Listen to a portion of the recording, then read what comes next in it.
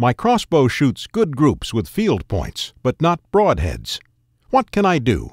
Typically what we experience with broadhead groups not matching your field points is we're not matching the hatch, so to speak. Make sure that your broadhead weight is consistent and matches the weight of your field point. Here's the example. Here are two field points.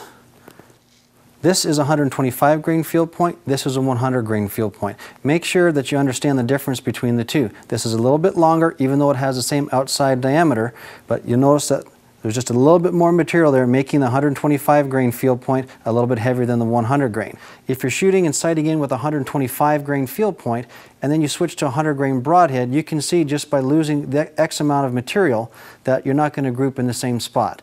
Number two is that if you're using a fixed blade broadhead, what oftentimes can happen is that the broadhead that you're choosing or have chosen has got a bigger cutting diameter than over 1 1/8 inch perhaps, and now you're steering your broadhead from the front versus letting the vanes in the back do the steering. So that's going to cause flyers. Number three problem that you may be exposed to is that if you're using a mechanical broadhead, like this one right here, because the push off the back of the crossbow is so dramatic, oftentimes broadheads can't keep the blades closed, and we call this flashing, where in flight the blades will open up. Now you have steerage from the front counteracting the steerage from the back. So when the blades are open like this in flight, you will never group the same as a field point. By comparison to keeping the blades closed, like a field point, this field point will group consistently every time. This will not group consistently every time if, from shot to shot, your broadheads are flashing. So make sure that you do the two things.